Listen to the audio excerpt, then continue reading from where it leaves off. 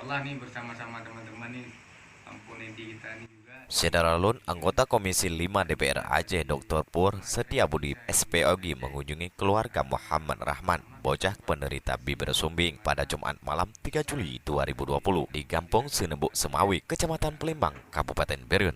Memang dari Sematren sendiri mengatakan bahwa bagian Anda Pria yang akrab disapa Dr. Pur itu begitu mendapatkan informasi dari jubir Edi Foundation langsung menjadwalkan untuk melihat kondisi Muhammad Rahman yang akan menjalani operasi pada Sabtu 4 Juli 2020 di Rumah Sakit Malahayati, Banda Aceh.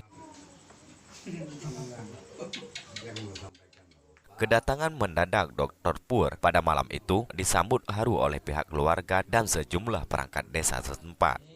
Setelah melihat kondisi Rahmat, Dr. Pur menyampaikan komitmennya untuk membantu akomodasi keluarga selama pengobatan. Insya Allah nih bersama-sama teman-teman nih. Selain itu, Dr. Pur bekerja sama dengan Direktur Edi Foundation, Tunku Edi Faisal, yang hadir di situ juga akan membantu segala kebutuhan Muhammad Rahmat dan keluarganya selama menjalani operasi.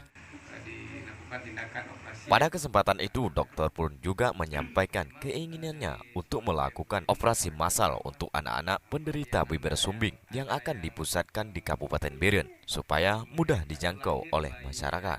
Selama ini, ia menyampaikan penderita bibir sumbing masih banyak ditemukan di Aceh, khususnya di Kabupaten Berun. Meski bisa mendapatkan operasi gratis dari pemerintahan, namun yang terkendala selama ini adalah biaya perjalanan dan akomodasi karena harus ke Banda Aceh. Insya Allah. Jadi Dari Berun, kita juga kontributor menginginkan, LNTV semua melaporkan.